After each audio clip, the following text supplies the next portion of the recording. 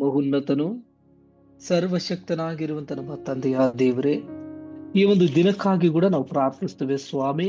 ಈ ದಿನವನ್ನ ನೀನು ಆಶೀರ್ವದಿಸು, ಬಲದಿಂದಲೇ ನೀನು ತುಂಬಿಸಿ ನಡೆಸಬೇಕೆಂಬುದಾಗಿ ಕೂಡ ನಾವು ಪ್ರಾರ್ಥಿಸ್ತೇವೆ. ಬಲಪಡಿಸಿ ಯೇಸು ನಾಮದಲ್ಲಿ ಬೇಡಿದ್ದೇವೆ ನಮ್ಮ ಪರಲೋಕದ ತಂದೆ, ಆಮೇಲೆ. ನಾವು ಮೊದಲದಾಗಿ ಇಲ್ಲಿ ದೇವರ ವಾಕ್ಯದಲ್ಲಿ ನಾವು ನೋಡುತ್ತೇವೆ. ನಾವು ಮತ್ತನೆ ಬರೆದ ಸುವಾರ್ತೆ 25ನೇ ಅಧ್ಯಾಯ 1ರಿಂದ 13 ವಚನದವರೆಗೆ ಓದುವಂತ ಸಂದರ್ಭದಲ್ಲಿ ಅಲ್ಲಿ ನಾವು 10ನೇ ವಚನವನ್ನ ಓದಿಕೊಳ್ಳೋಣ.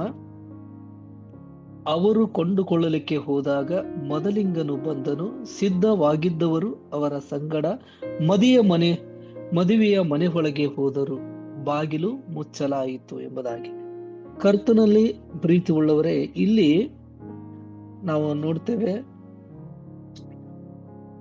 10 ಮಂದಿ ಕನ್ನಿಕೆಯರ ಒಂದು ದೃಷ್ಟಾಂತವನ್ನ ನಾವು ನೋಡುತ್ತೇವೆ. ಇಲ್ಲಿ 1ನೇ ವಚನದಲ್ಲಿ ಬರೆಯಲ್ಪಟ್ಟಂತದ್ದೇನಪ್ಪ ಅಂದ್ರೆ, ಆಗ ಪರಲೋಕ ರಾಜ್ಯವು ಆರತಿಗಳನ್ನ ತೆಗೆದುಕೊಂಡು ಮೊದಲಿಂಗನನ್ನ ಎದುರುಗೊಳ್ಳುವಂತ ಹೊರಟಂತ 10 ಮಂದಿ ಕನ್ಯಕರಿಗೆ ಹೋಲಿಕೆಯಾಗಿರುವುದು ಎಂಬುದಾಗಿ. ಇಲ್ಲಿ ಈ ಒಂದು ಅಧ್ಯಾಯದಲ್ಲಿ ನಾವು 1ರಿಂದ 13 ವಚನಗಳಲ್ಲಿ 4 ವಿಷಯಗಳನ್ನ ನಾವು ನೋಡಬಹುದು. ಬೇಗನೆ 4 ವಿಷಯಗಳನ್ನ ನೋಡಿ ಮತ್ತು ಇನ್ನೊಬ್ಬರ ಒಂದು ಮಿಷನರಿ ಬಗ್ಗೆ ಕೂಡ ನಾವು ನೋಡೋಣ.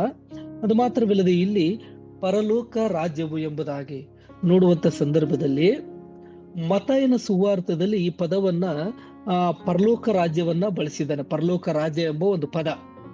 ಆದ್ರೆ ಮಾರ್ಕ, ಲೂಕ, ಯೋಹನ ಬರೆದ ಸುವಾರ್ತೆಯಲ್ಲಿ ದೇವರ ರಾಜ್ಯ ಎಂಬ ಪದವನ್ನ ಬಳಸಲಾಗಿದೆ. ದೇವರ ರಾಜ್ಯ ಮತ್ತು ಪರಲೋಕ ಅನ್ನೋದು 2 ಒಂದೇ ಅಲ್ಲೇ.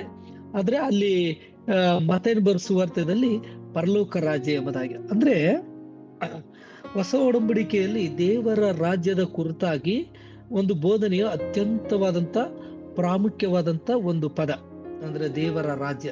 ಆದ್ರೆ ಮತ್ತಾಯನ ಬರೆದ ಸುವಾರ್ತದಲ್ಲಿ ಪರಲೋಕ ರಾಜ್ಯ ಎಂಬ ಒಂದು ಪದ 50 ಸಾರಿ ಬರೆಯಲ್ಪಟ್ಟಿದೆ ಪ್ರಿಯರೇ. ಅದು ಮಾತ್ರವಲ್ಲದೆ ಇಡೀ ಹೊಸ ಒಡಂಬಡಿಕೆಯಲ್ಲಿ ಸುಮಾರು 140 ಸಾರಿ ಅದು ಬಳಸಲಾಗಿದೆ. ಅಂದ್ರೆ ದೇವರ ರಾಜ್ಯ, ಪರಲೋಕ ಅನ್ನೋದು, ದೇವರ ರಾಜ್ಯ ಅನ್ನೋದು ಒಂದೇ ಒಂದು ಉದಾಹರಣೆ ನಾವು ನೋಡುತ್ತೇವೆ. ಯೋಹಾನನ ಬರೆದ ಸುವಾರ್ತೆ 3ನೇ ವಚನದಲ್ಲಿ ನೋಡುತ್ತೇವೆ. ಅದಕ್ಕೆ ಯೇಸು, ನಾನು ನಿನಗೆ ನಿಜವಾಗಿ ಹೇಳುತ್ತೇನೆ, ಒಬ್ಬನು ಹೊಸದಾಗಿ ಹುಟ್ಟದಿದ್ದರೆ ಅವನು ದೇವರ ರಾಜ್ಯವನ್ನ ಕಾಣಲಾರನು ಅಂದನು. ನೋಡ್ರಿ, ಅಲ್ಲಿ ದೇವರ ರಾಜ್ಯ ಈ ಒಂದು ಸುಮಾರು ಹೊಸ ಒಡಂಬಡಿಕೆಯಲ್ಲಿ 140 ಸಾರಿ ಇದು ಬಳಸಲಾಗಿದೆ. ಕರ್ತನಲ್ಲಿ ಪ್ರೀತಿ ಉಳ್ಳವರೇ, ಇಲ್ಲಿ ನಾವು ನೋಡುತ್ತೇವೆ ಈಗ 10 ಮಂದಿ ಕನ್ನಿಕೆಯರ ವಿಷಯದಲ್ಲಿ ನೋಡುವಂತ ಸಂದರ್ಭದಲ್ಲಿ ಇಲ್ಲಿ ವರನಿಗಾಗಿ ಕಾಯ್ತಿದ್ದಾರೆ ಎಂಬುದಾಗಿ.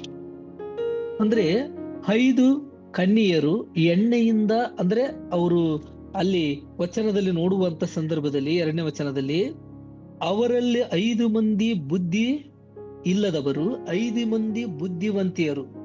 ಬುದ್ಧಿ ಇಲ್ಲದವರು ತಮ್ಮ ಆರತಿಗಳನ್ನ ತೆಗೆದುಕೊಂಡು ಆದರೆ ಎಣ್ಣೆಯನ್ನ ತಕ್ಕೊಳ್ಳಲಿಲ್ಲ. ಬುದ್ಧಿವಂತಿಯರ ತಮ್ಮ ಆರತಿಗಳ ಕೂಡ ಪಾತ್ರೆಯಲ್ಲಿ ಎಣ್ಣೆ ತಕ್ಕೊಂಡು ಮೊದಲಿಂಗನ ಬರುವುದನ್ನಕ್ಕೆ ತಡ ಮಾಡಲು ಅವರೆಲ್ಲರೂ ತೂಗಡಿಸಿ ಮಲಗಿದರೆ ಎಂಬುದಾಗಿ 1ರಿಂದ 5 ವಚನದವರೆಗೆ ನೋಡುವಂತ ಸಂದರ್ಭದಲ್ಲಿ ಇದಕ್ಕೆ ಸಂಬಂಧಪಟ್ಟಂತ ಒಂದು ವಚನ ಪ್ರಕಟಣೆ ಗ್ರಂಥ 19:7ರಿಂದ 9 ವಚನದವರೆಗೆ ನೋಡುವಂತ ಸಂದರ್ಭದಲ್ಲಿ, ಯಜ್ಞದ ಕುರಿದಾತನ ವಿವಾಹ ಕಾಲ ಬಂತು, ಆತನಿಗೆ ವಿವಾಹ ಆಗುವ ಕನ್ಯೆ ತನ್ನನ್ನ ಸಿದ್ಧ ಮಾಡಿ ಕೊಂಡಿದ್ದಾಳೆ, ಸಂತೋಷ ಪಡೋಣ, ಹರ್ಷಗೊಳ್ಳೋಣ, ಆತನನ್ನ ಘನಪಡಿಸೋಣ. ಇಲ್ಲಿ 5 ಜನರು ಒಂದು ಬುದ್ಧಿವಂತರು, 5 ಮಂದಿ ಬುದ್ಧಿಹೀನರು. ಅಂದ್ರೆ ಅವರು ಒಂದು ತಯಾರ ಮಾಡಿ ಕೊಡಲಿಲ್ಲ ಎಂಬುದಾಗಿ. ಮೊದಲದಾಗಿ ತಯಾರ ಅಂದ್ರೆ ಕಾಯುವಂಥದ್ದು. 2ನೇದಾಗಿ ಅಲ್ಲಿ 5ರಿಂದ 7 ವಚನದವರೆಗೆ ನೋಡುವಂತ ಸಂದರ್ಭದಲ್ಲಿ ಒಂದು ದೀಪಗಳ ಅವರ ಒಂದು ಆ ಆಗಮನ, ಈಗ ಅಲ್ಲಿ ವರನು ಬರುವಂತ ಸಂದರ್ಭದಲ್ಲಿ ಆ ವಿಳಂಬವಾಗುತ್ತೆ ಅಲ್ಲಿ. ಅಂದ್ರೆ ಕನ್ನಿಕೆಯರ ದೀಪಗಳು ಏನಾಗುತ್ತದೆ, ಮುಸುಕಾಗೋದಕ್ಕೆ ಪ್ರಾರಂಭಿಸುವಂತದ್ದು. ಅದಕ್ಕೋಸ್ಕರ ಅಲ್ಲಿ ಆ 5ನೇ ವಚನದಿಂದ ನಾವು ನೋಡುವಂತ ಸಂದರ್ಭದಲ್ಲಿ 7ನೇ ವಚನದವರೆಗೂ ಓದುವಂತ ಸಂದರ್ಭದಲ್ಲಿ, ಆದರೆ ಅರ್ಧರಾತ್ರಿಯಲ್ಲಿ ಈಗೋ ಮೊದಲಿಂಗನು ಅವನನ್ನ ಎದುರುಗೊಳ್ಳುವುದಕ್ಕೆ ಹೊರಡಿರಿ ಎಂಬ ಕೂಗಾಗಿತ್ತಂತೆ. ಆಗ ಆ ಕನ್ನಿಕೆಯರೆಲ್ಲ ಎಚ್ಚೆತ್ತು ತಮ್ಮ ಆರತಿಗಳನ್ನ ನೆಟ್ಟಗ ಮಾಡಿದರು. ಇಲ್ಲಿ ಆದ್ರೆ ದೇವರ ವಚನದಲ್ಲಿ ನಾವು ನೋಡುವಂತ ಸಂದರ್ಭದಲ್ಲಿ ಹಬಕ್ಕೂಕನ್ನು 2ನೇ ಅಧ್ಯಾಯ 3ನೇ ವಚನದಲ್ಲಿ ನೋಡುತ್ತೇವೆ. ತಡ ಆಗುತ್ತೆ, ಆದ್ರೆ ಅಲ್ಲಿ ಅವರು ರೆಡಿ ಆಗಿರ್ಲಿಲ್ಲ. ಅಲ್ಲಿ 3ನೇ ವಚನದಲ್ಲಿ ಹೇಳುತ್ತೆ, ಅದು ಕ್ಲುಪ್ತ ಕಾಲದಲ್ಲಿ ನೆರವೇರತಕ್ಕದ್ದು, ಆದರೆ ಪರಿಣಾಮಕಾರಕ್ಕೆ ತ್ವರೆಪಡುತ್ತದೆ, ಮೋಸ ಮಾಡದು. ತಡವಾದರೂ ಅದಕ್ಕೆ ಕಾದಿರು. ಅಲ್ಲಿ ತಡ ಆಯ್ತು, ಆದ್ರೆ ಇವರು 5 ಮಂದಿ ಕನ್ಯೆಯರು ರೆಡಿ ಆಗಿದ್ರು, 5 ಮಂದಿ ಕನ್ಯೆಯರು ರೆಡಿ ಆಗ್ಲಿಲ್ಲ. ಮತ್ತೆ ಇಲ್ಲಿ 8ನೇ ವಚನದಿಂದ 12ನೇ ವಚನದವರೆಗೂ ನೋಡುವಂತ ಸಂದರ್ಭದಲ್ಲಿ ಬುದ್ಧಿಹೀನ ಸ್ತ್ರೀಯರು ಸಿದ್ಧತೆಗೆ ಕೊರತೆಯಾಗಿತ್ತು. ಇವರು ಅಲ್ಲಿ ನೋಡುವಂತ ಸಂದರ್ಭದಲ್ಲಿ ಬುದ್ಧಿವಂತ ಮತ್ತು ಮೂರ್ಖ ಕನ್ಯೆಯರು ಎಂಬುದಾಗಿ ಕೂಡ ನಾವು ಹೇಳ್ಬೋದು. ಆದ್ರೆ ಇಲ್ಲಿ ನಾವು ನೋಡುವಂತ ಸಂದರ್ಭದಲ್ಲಿ ಬುದ್ಧಿವಂತ ಕನ್ಯೆಯರು ಸಿದ್ಧರಾಗಿದ್ರು, ವರನಿಗಾಗಿ ಅಲ್ಲಿ ಬರ್ತಾನೆ ಎಂಬುದಾಗಿ ಅವರು ಎದುರು ನೋಡ್ತಾ ಇದ್ರು. ಆದ್ರೆ ಇನ್ನೂ 5 ಮಂದಿ ಅಲ್ಲಿ ಏನಾಗಲಿಲ್ಲ, ಬುದ್ಧಿಹೀನತೆಯಿಂದ ಕನ್ಯೆಯರು ಒಂದು ಸಿದ್ಧತೆಯ ಕೊರತೆ ಆಗಿತ್ತು. ಅದಕ್ಕಾಗಿ ಒಂದು ವಚನದಲ್ಲಿ ನಾವು ನೋಡುತ್ತೇವೆ, ಜ್ಞಾನೋಕ್ತಿಯಲ್ಲಿ ಬಹಳ ಚಂದ ಬರೆಯಲ್ಪಟ್ಟಂಥದ್ದು 6ನೇ ಅಧ್ಯಾಯ 6ನೇ ವಚನದಲ್ಲಿ ನಾವು ನೋಡುವಂತ ಸಂದರ್ಭದಲ್ಲಿ, ಸೋಮಾರಿಯೇ ಇರುವೆ ಹತ್ತಿರ ಹೋಗಿ ಅದರ ನಡವಳಿಕೆಯನ್ನು ನೋಡಿ ಜ್ಞಾನವನ್ನ ತಂದುಕೋ ಎಂಬುದಾಗಿ. ಅದು 6ರಿಂದ 8 ವಚನದವರೆಗೂ ಕೂಡ ನಾವು ನೋಡ್ಬೋದು. ಯಾಕಪ್ಪ ಅಂದ್ರೆ ಅದು ಅಧಿಕಾರ ಇಲ್ಲ, ಯಾರಿಲ್ಲ, ಆದ್ರೆ ಅದನ್ನ ಎಲ್ಲ ಒಂದು ಸಿದ್ಧತೆಯನ್ನ ಮಾಡಿಕೊಳ್ತೇವೆ ಎಂಬುದಾಗಿ ನೋಡ್ತೀವಿ. ಇಲ್ಲಿ ಈ ಒಂದು ಕನ್ಯೆಯರು ಏನ್ ಮಾಡ್ಲಿಲ್ಲ ಎಂಬುದಾಗಿ ನೋಡುವಂತ ಸಂದರ್ಭದಲ್ಲಿ ಅವರು ಸಿದ್ಧತೆಯನ್ನ ಮಾಡಿಕೊಳ್ಳಿಲ್ಲ. ಮತ್ತೆ ಕೊನೆಯದಾಗಿ ನಾವು ನೋಡ್ತೀವಿ, ಅಲ್ಲಿ ಕೊನೆಯದಾಗಿ 9ರಿಂದ 13ನೇ ವಚನದವರೆಗೂ ನೋಡುವಾಗ ತೀರ್ಮಾನ. ಅಲ್ಲಿ ಏನನ್ನ ತೀರ್ಮಾನ ಅಂದ್ರೆ, ಕೊನೆಯ ವಚನದಲ್ಲಿ ನೋಡುತ್ತೇವೆ, ಆದ ಕಾರಣ ಆ ದಿನವಾದರೂ ಗಳಿಗೆಯಾದರೂ ನಿಮಗೆ ಗೊತ್ತಿಲ್ಲವಾದ್ದರಿಂದ ನೋಡ್ರಿ ಎಚ್ಚರವಾಗಿರಿ. ಅಂದ್ರೆ ಸಿದ್ಧರಾಗಿರಿ, ಎಚ್ಚರವಾಗಿರಿ. ಕರ್ತನಲ್ಲಿ ಪ್ರೀತಿ ಉಳ್ಳವರೇ, ಅನೇಕ ವಚನಗಳನ್ನ ನಾವು ನೋಡಬಹುದು. ಈ ಒಂದು ವಿಷಯಗಳನ್ನ ನಾವು ನೋಡುವಂತ ಸಂದರ್ಭದಲ್ಲಿ ದೇವರಿ ವಾಕ್ಯವನ್ನ ದೇವರ ಆಶೀರ್ವದಿಸಲಿ. ಯಾಕಪ್ಪ ಅಂದ್ರೆ ಇಲ್ಲಿ ನಾವು ಇನ್ನೊಬ್ರು ಒಂದು ಮಿಷನರಿ ಬಗ್ಗೆ ನಾವು ನೋಡಿಕೊಳ್ಳೋಣ. ಮೊದಲದಾಗಿ ಅವರ ಹೆಸರು ಕೂಡ ನಾವು ನೋಡ್ಕೊಳ್ಳೋಣ. ಮೊದಲು ಅವರ ಹೆಸರು ವಿಲಿಯಂ ವಿಲ್ಬರ್ ಸ್ಪೋರ್ಸ್ ಎಂಬುದಾಗಿ.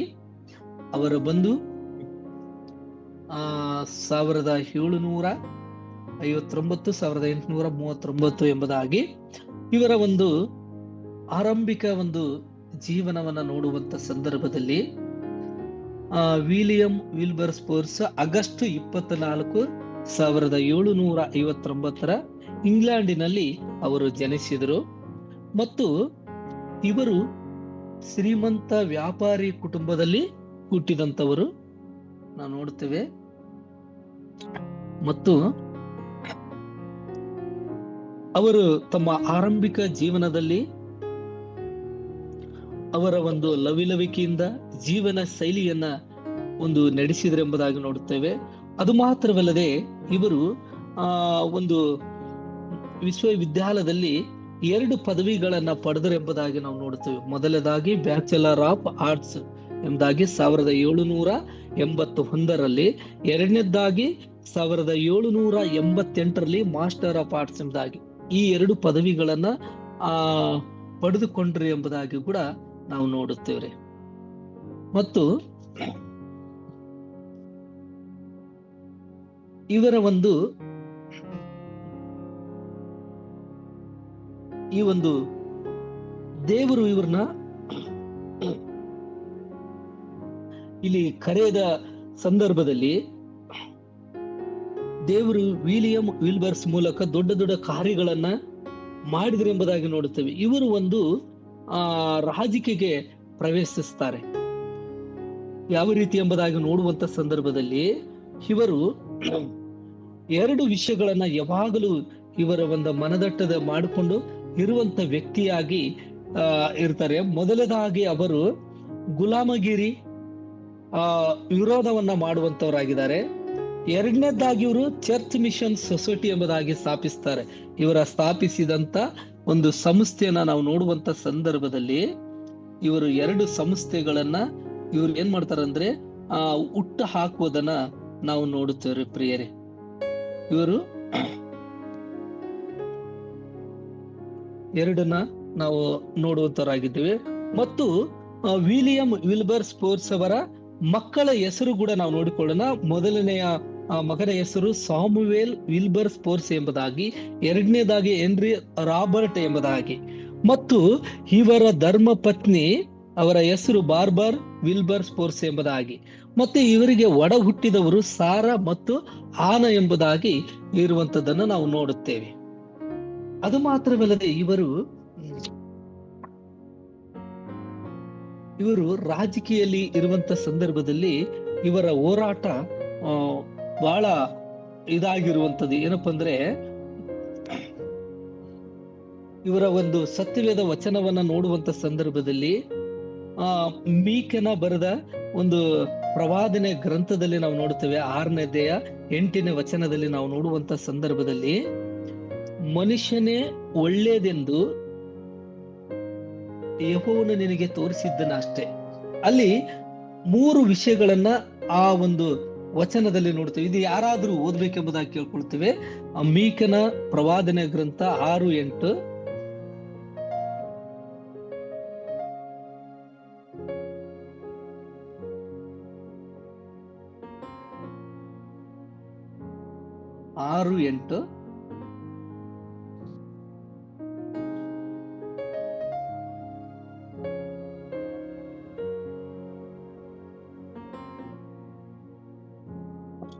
ಮನುಷ್ಯನೇ ಇಂಥದ್ದೇ ಎಂದು ಯೆಹೋವನು ನಿನಗೆ ತೋರಿಸಿದ್ದಾನಷ್ಟೇ. ನ್ಯಾಯವನ್ನು ಆಚರಿಸುವುದು, ಕರುಣೆಯಲ್ಲಿ ಆಸಕ್ತನಾಗಿರುವುದು, ನಿನ್ನ ದೇವರಿಗೆ ನಮ್ರವಾಗಿ ನಡೆದುಕೊಳ್ಳುವುದು, ಇಷ್ಟನ್ನೇ ಹೊರತು ಯೆಹೋವನು ನಿನ್ನಿಂದ ಇನ್ನೇನು ಅಪೇಕ್ಷಿಸುವನು ಎಂಬುದೇ. ಇಲ್ಲಿ ವಚನದಲ್ಲಿ ನೋಡ್ತೇವೆ. ಆದ್ರೆ ಕರ್ತನಲ್ಲಿ ಪ್ರೀತಿ ಉಳ್ಳವರೇ, ಇವರು ಒಂದು ಚಿಕ್ಕ ವಯಸ್ಸಿನಲ್ಲಿ ಇವರು ಸಂಶೋಧರಾದರು ಎಂಬುದಾಗಿ ನೋಡ್ತೀವಿ. ಇವರು ಒಂದು ಇತಿಹಾಸದಲ್ಲಿ ನೋಡುವಂತ ಸಂದರ್ಭದಲ್ಲಿ ಇವರು ಒಬ್ಬ MP ಅಂತಾರಲ್ಲ, ಆ ರೀತಿಯಾಗಿ ಆ ಒಂದು ದೇಶದಲ್ಲಿ ಇವರು MP ಆಗಿ ಆ ಒಂದು ಸಂಶೋಧನದ ಆ ಒಂದು ವಿಷಯದಲ್ಲಿ ಇವರು ಗುಲಾಮಗಿರಿಯ ವಿರುದ್ಧವಾಗಿ ಹೋರಾಟ ಮಾಡ್ತಾರೆ. ಆ ಸಂದರ್ಭದಲ್ಲಿ ಅಂದ್ರೆ ಒಬ್ಬ ಆಗಸ್ಟು ಇಲ್ಲಿ ಒಬ್ಬ ಬ್ರಿಟಿಷ್ ರಾಜಕಾರಣಿಯಾಗಿರುವಂತ ಒಬ್ಬರ ಬಳಿ ಇವರು ತರಬೇತಿಯನ್ನ ಹೊಂದಿಕೊಳ್ತಾರೆ. ನಾವು ಇತಿಹಾಸದಲ್ಲಿ ನೋಡುವಂತ ಸಂದರ್ಭದಲ್ಲಿ ರಾಜಕೀಯ ಅಂದ್ರೆ 1780ರಲ್ಲಿ ತಮ್ಮ ರಾಜಕೀಯ ಜೀವನವನ್ನ ಪ್ರಾರಂಭಿಸ್ತಾರೆ. ಅಂದ್ರೆ ಇವರು ಬಂದು 1784ರಿಂದ 1812ರವರೆಗೆ ಅವರು ಒಂದು ರಾಜಕೀಯದಲ್ಲಿ ಇರ್ತಾರೆ, ಸದಸ್ಯರಾಗಿರ್ತಾರೆ. ಅವರು ಬಂದು 1785ರಲ್ಲಿ ಕ್ರಿಸ್ತನ ಕುರಿತಾಗಿ ಅನುಭವವನ್ನ ಪಡಿತಾರೆ. ಇವರು ಅಲ್ಲಿ ಅವರ ಜೀವನವನ್ನ ಬದಲಾಗುತ್ತೆ, ದೇವರಿಗಾಗಿ ಅವರು ಜೀವಿಸುವುದನ್ನ ನಾವು ನೋಡುತ್ತೇವೆ. ಅದೇ ರೀತಿಯಾಗಿ ಇಲ್ಲಿ ಇವರು ಆಗಲೇ ಹೇಳಿದ ಹಾಗೆ ಇವರು ಮುಖ್ಯ ವಿಷಯ ಏನಪ್ಪಾ ಅಂದ್ರೆ ಆ ಒಂದು ಸಂಶೋಧನೆ ಅಂದ್ರೆ ಇವರ ಒಂದು ರಾಜಕೀಯ ಹೋಗಿದ ಉದ್ದೇಶ ಏನಪ್ಪಾ ಅಂದ್ರೆ ಅಲ್ಲಿ ಬಹಳ ಆ ದೇಶದಲ್ಲಿ ಗುಲಾಮಗಿರಿತನ ಇರುತ್ತೆ, ಅದರಿಂದ ಹೊರಗೆ ಬರ್ಬೇಕೆಂಬುದಾಗಿ ಇವರ ಒಂದು ಹೋರಾಟ ಆಗಿರುತ್ತೆ. ಅದಕ್ಕೋಸ್ಕರದ 1833ರಲ್ಲಿ ಗುಲಾಮಗಿರಿ ನಿರ್ಮೂಲನೆ ಕಾಯ್ದೆಗೆ ಏನಾಗುತ್ತೆ ಅಂದ್ರೆ ಒಂದು ಬರುತ್ತೆ, ಒಂದು ಕಾಯ್ದೆ ತರ್ತಾರೆ. ಅದನ್ನ ಒಂದು ಅಭಿಯಾನವು ನಡೆಯುವಂಥದ್ದು. ಅದಕ್ಕೋಸ್ಕರದ 1833ರಲ್ಲಿ ಈ ಒಂದು ಕಾಯ್ದೆ ಬರುತ್ತೆ. ಆದ್ರೆ ಈ ಕಾಯ್ದೆ ಬಂದು ಗುಲಾಮಗಿರಿಯಲ್ಲಿ ಬಂದು 3 ದಿನಗಳ ಆದ್ಮೇಲೆ ಇವರು ಮರಣ ಹೊಂದ್ತಾರೆ. ನಾವು ಇತಿಹಾಸದಲ್ಲಿ ನೋಡಿದೆ. ನಾವು ಇದು ನೋಡುವಂತ ಸಂದರ್ಭದಲ್ಲಿ ಕೆಲವೇ 3 ದಿನಗಳ ನಂತರ ವಿಲ್ಬರ್ ಸ್ಪೋರ್ಟ್ಸ್ ಅವರು ನಿಧನರಾಗ್ತಾರೆ. ಅಂದ್ರೆ ಇವರು ಇದಕ್ಕಾಗಿ ಹೋರಾಟ ಮಾಡಿರ್ತಾರೆ ಎಷ್ಟೋ ವರ್ಷಗಳಿಂದ. ಅದಕ್ಕೋಸ್ಕರ ಇಲ್ಲಿ ಇವರ ಜೀವನದಲ್ಲಿ ನೋಡುವಂತ ಸಂದರ್ಭದಲ್ಲಿ ಇವರ ಒಂದು ಇತಿಹಾಸದಲ್ಲಿ ಇಂಗ್ಲೆಂಡಿನಲ್ಲಿ ಕ್ರಾಂತಿಯಾಗಿ ಗುಲಾಮಗಿರಿಯ ವಿರುದ್ಧವಾಗಿ ಕಾನೂನು ಜಾರಿಗೆ ಒಂದು ತರಲಾಗುತ್ತೆ. ಹೀಗಾಗಿ ಜನರು ಏನಾಗ್ತಾರೆ ಅಂದ್ರಲ್ಲಿ ಒಂದು ಸಮಾನತೆ ಬರುತ್ತೆ, ಅವರ ಬದುಕಲು ಒಂದು ಹಕ್ಕನ ಬರುತ್ತೆ ಅಲ್ಲಿ.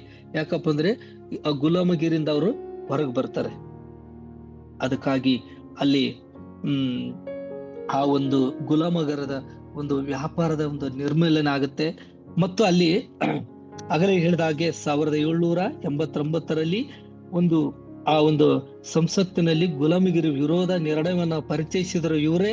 ಮತ್ತು ಅಲ್ಲಿ ಎಷ್ಟೋ ತಡೆಗಳು ಬರುತ್ತೆ ಇದನ್ನ ಹೋರಾಟ ಮಾಡುವಾಗ. ಈಗ ನಾವು ಇಲ್ಲಿ ವಿಧಾನಸಭೆಯಲ್ಲಿ ಎಷ್ಟೋ ರಾಜಕೀಯಲ್ಲಿ ಒಂದು ಪ್ರಸ್ತಾಪ ಮಾಡ್ತಾರೆ, ಏನೋ ಒಂದು ತಮ್ಮ ಜಿಲ್ಲೆದು ತಮ್ಮ ತಾಲೂಕಿನ ಬಗ್ಗೆ ಒಂದು ಪ್ರಸ್ತಾಪ ಮಾಡುವಾಗ ಒಂದೇ ಸಾರಿಗೆ ಅದು ನೆರವೇರುವುದಿಲ್ಲ. ಇವರು ಕೂಡ ಇಲ್ಲಿ ನಾವು ನೋಡ್ತೇವೆ, ವಿಲಿಯಂ ವಿಲ್ಬರ್ ಸ್ಪೋರ್ಸ್ ಅವರು ಕೂಡ ಲೆಕ್ಕವಿಲ್ಲದಷ್ಟು ಹಿನ್ನಡೆಗಡೆ ಆಗುತ್ತೆ ಎಷ್ಟೋ ಸಾರಿ. ಆಮೇಲೆ ಕೊನೆಗೆ ಅವರು ಅಲ್ಲಿ 1807ರಲ್ಲಿ ಗುಲಾಮ ವ್ಯಾಪಾರವನ್ನ ಕಾಯ್ದೆನ ಅಂಗೀಕರಿಸಲಾಗುವಂಥದ್ದು. ಅವಾಗ ಅಲ್ಲಿ ಗುಲಾಮಗಿರಿಯನ್ನು ಸಂಪೂರ್ಣವಾಗಿ ಆ ದೇಶದಲ್ಲಿ ಏನಾಗುತ್ತೆ ಅಂದ್ರೆ ಕೊನೆಗೊಳಿಸಲು ಅವರು ಕೆಲಸ ಮಾಡುವುದನ್ನ ಮುಂದುವರಿಸಿದ್ರು. ಆಗಲೇ ಹೇಳಿದ ಹಾಗೆ ಇವರು ಸಾವಿಗೆ ಕೆಲವೇ ದಿನಗಳು ಮೊದಲೇ ಇದು ಜಾರಿಗೆ ಬಂತು. ಅವಾಗ ಇವ್ರಿಗೆ ಎಷ್ಟೋ ಸಂತೋಷವಾಗಿರುವಂಥದ್ದು. ಪ್ರಿಯರೇ, ಕರ್ತನಲ್ಲಿ ಪ್ರೀತಿ ಉಳ್ಳವರೇ, ಈ ಒಂದು ವಿಲಿಯಂ ವಿಲ್ಬರ್ ಸ್ಪೋರ್ಸ್ ಅವರಿಂದ ನಾವೇನನ್ನ ಕಲ್ಕೊಳ್ಬೇಕಂದ್ರೆ ಒಂದೇನಪ್ಪ ಅಂದ್ರೆ ನಂಬಿಕೆ, ಎರಡನೇದಾಗಿ ಕ್ರಿಯೆಯ ಅಂದ್ರೆ ಇವರು ಕೆಲಸ ಒಂದು ಶ್ರದ್ಧೆಯಿಂದ ಇತ್ತು ಎಂಬುದಾಗಿ ನಮಗೆ ಕಲಿಸುವಂಥದ್ದು. ಯಾವಾಗಲೂ ಇವರು ನಂಬಿಕೆಯಿಂದ ಇದ್ರು ಎಂಬುದಾಗಿ ನೋಡುತ್ತೇವೆ. ಮತ್ತು ಆಗಲೇ ಹೇಳಿದ ಹಾಗೆ ಇವರು ಒಂದು ಕೆಲಸವನ್ನ ಅವರ ಆ ಒಂದು ಗುಲಾಮಗಿರಿ ಅದಕ್ಕಾಗಿ ಅವರು ಅಲ್ಲಿ ಸಂಸ್ವಂತದಲ್ಲಿ ಎಷ್ಟೋ ಸರಿ ಹೋರಾಟ ಮಾಡುವಾಗ ಅದನ್ನು ಬಿಡ್ಲಿಲ್ಲ, ಅವರ ಕಾರ್ಯವನ್ನ ಮುಂದುವರಿಸಿದ್ರು ಎಂಬುದಾಗಿ ಕೂಡ ಇವ್ರ ಮೂಲಕ ನಾವೇನ್ ಮಾಡ್ಬೋದು, ಕಲಿಬಹುದು ಪ್ರಿಯರೇ. ಮತ್ತು ಅವರಲ್ಲಿ ರಾಜಕೀಯ ಶಿಕ್ಷಣ ಅವರ ಜೀವನದಲ್ಲಿ ಅದನ್ನ ಫಲವನ್ನ ಪಡೆದುಕೊಂಡ್ರೆ ಎಂಬುದಾಗಿ ಕೂಡ ನಾವು ನೋಡ್ತೇವ್ರಿ ಪ್ರಿಯರೇ. ಕರ್ತನಲ್ಲಿ ಪ್ರೀತಿ ಉಳ್ಳವರೇ, ನಾವೀಗ ಪ್ರಾರ್ಥನೆ ಮಾಡಿಕೊಳ್ಳೋಣ. ವಿಶೇಷವಾಗಿ ಇಲ್ಲಿ ಇವರ ಕುರಿತಾಗಿ ನಾವು ಅನೇಕ ವಿಷಯಗಳನ್ನ ನೋಡಿಕೊಂಡಿವಿ. ಅದಕ್ಕಿಂತ ಮುಂಚೆ ನಾವು ದೇವರ ವಾಕ್ಯದಲ್ಲಿ ಕಲ್ತಿದ್ವಿ. ದೇವರು ನಿಮ್ಮನ್ನೆಲ್ಲರನ್ನ ದೇವರು ಆಶೀರ್ವದಿಸಲಿ. ನಾವು ಪ್ರಾರ್ಥಿಸೋಣ. ನಮ್ಮನ್ನ ಬಹಳವಾಗಿ ಪ್ರೀತಿಸುವ ಪರಲೋಕದ ನಮ್ಮ ತಂದೆಯ ದೇವರೇ, ಪರಿಶುದ್ಧನು, ಮಹೋನ್ನತನು, ಸರ್ವಶಕ್ತನು, ಸರ್ವವ್ಯಾಪಿ, ಸರ್ವಜ್ಞಾನಿಯಾಗಿರುವಂತ ದೇವಾದಿ ದೇವನು, ರಾಜಾದಿ ರಾಜನು, ಒಡೆಯನು, ವಿಮೋಚಕನಾಗಿರುವಂತ ದೇವರೇ, ವಿಶೇಷವಾಗಿ ವಿಲಿಯಂ ವಿಲ್ಬರ್ ಸ್ಪೋರ್ಸ್ ಅವರ ಕುರಿತಾಗ ಅನೇಕ ವಿಷಯಗಳನ್ನ ನಮಗೆ ತಿಳಿಪಡಿಸಿದ್ದಕ್ಕಾಗಿ ಸ್ತೋತ್ರ. ತಂದೆಯಾದ ದೇವರೇ, ವಿಶೇಷವಾಗಿ ಅವರ ಒಂದು ರಾಜಕೀಯ ಜೀವನದಲ್ಲಿ ಒಂದು ಹೋರಾಟವನ್ನ ಅವರು ನೋಡುವಂತ ಸಂದರ್ಭದಲ್ಲಿ ಗುಲಾಮ ವ್ಯಾಪಾರವನ್ನ ಕೊನೆಗೊಳಿಸಲು ಅವರು ದಶಕದ ಹೋರಾಟವನ್ನ ಮಾಡಿ ಕೊನೆಗೆ ಗುಲಾಮ ವ್ಯಾಪಾರ ಕಾಯ್ದೆಯನ್ನ ಹೋರಾಟದಿಂದ ಅಂಗೀಕರಿಸಲಾಗಿ ಮತ್ತು ಅಲ್ಲಿ ಸಂಪೂರ್ಣವಾಗಿ ಕೊನೆಗೊಳಿಸಲು ಇವರು ಒಬ್ಬರು ಮುಖ್ಯ ಕಾರಣರಾದರು ಎಂಬುದಾಗಿ ನಾವು ನೋಡುತ್ತೇವೆ. ತಂದೆಯಾದ ದೇವರೇ, ವಿಶೇಷವಾಗಿ ಆ ವಚನದಲ್ಲಿ ಮೀಕನ ಬರೆದ ಪ್ರವಾದನೆ ಗ್ರಂಥದಲ್ಲಿ 6:8 ನೋಡುತ್ತೇವೆ, ಮನುಷ್ಯನೇ ಒಳ್ಳೆಯದು ಇಂಥದೇ ಎಂದು ಯೆಹೋವನು ನಿನಗೆ ತೋರಿಸಿದ್ದೇನೆ ಅಷ್ಟೇ. ನ್ಯಾಯವನ್ನ ಆಚರಿಸುವುದು, ಕರುಣೆಯಲ್ಲಿ ಆಸಕ್ತನಾಗಿರುವುದು, ನಿನ್ನ ದೇವರಿಗೆ ನಮ್ರವಾಗಿ ನಡೆದುಕೊಳ್ಳುವುದೇ ಇಷ್ಟನ್ನೇ ಹೊರತು ಯೆಹೋವನು ನಿನ್ನಿಂದ ಇನ್ನೇನು ಅಪೇಕ್ಷಿಸೇನು ಎಂಬುದಾಗಿ ಅವರ ಜೀವನದಲ್ಲಿ ಸ್ವಾಮಿ ಇದನ್ನೆಲ್ಲ ಅವರ ಜೀವನದಲ್ಲಿ ಕೊಟ್ಟಿದ್ದಕ್ಕಾಗಿ ಸ್ತೋತ್ರ.